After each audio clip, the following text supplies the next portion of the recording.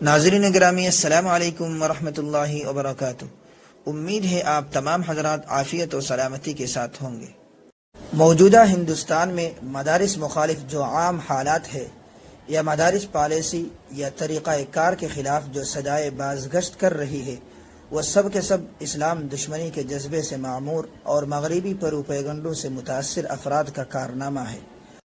اور سچ یہ ہے کہ مدارس و مکاتب کو جو بعض برادران وطن دہشت گردی کے مراکز سے موسوم کرتے ہیں، انہیں آزادی ہند کی صحیح تاریخ کا مطالعہ کرنا چاہیے، کیونکہ مدارس اسلامیہ سے پیدا ہونے والے حضرت مولانا قاسم نانوتوی علیہ الرحمہ، شیخ الہند حضرت مولانا محمود حسن دیوبندی علیہ الرحمہ، شیخ الاسلام حضرت مولانا حسین احمد مدنی علیہ الرحمہ، حضرت مولانا ابو الکلام آزاد علیہ الرحمہ اور بہت سے کبار علماء کرام، جن کے قائدانہ کردار اور رضاکارانہ خدمات سے جنگ آزادی کی تاریخ روشن ہے۔ آپ امیر المؤمنین فی الہند و صدر المدرسین دارالعلوم دیوبند حضرت مولانا سید ارشد مدنی دامت برکاتہم العالیہ کی زبان سے سماعت فرمائے۔ آج مصیبت یہ ہے کہ مرکز سے لے کر صوبائی حکومت تک کوئی پڑھنے والا آدمی نہیں ہے،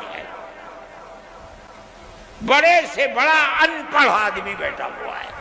ان مسجدوں کو کہا جاتا ہے کہ ان کے اندر تالے بند کرو، بلڈوزر سے ان مسجدوں کو گرا دو۔ ارے پاگل ہو، بے وقوف ہو، اگر تمہارے گردن کے اندر غلامی کا طوق پڑا ہوا تھا، تم غلام تھے انگریز کے، تمہارے اندر ہمت نہیں تھی کہ تم انگریز کے خلاف کچھ کہہ سکو، اگر آواز اٹھی ہے انہی مسجد اور انہی مدرسوں سے اٹھی ہے۔ جن مدرسوں کو اور مسجدوں کو تم بلڈوزر چلا کر برباد کر رہے ہو، یہی ملک کی آزادی اور غلامی سے نکالنے کی بنیادیں تھی، لوگ نہیں جانتے۔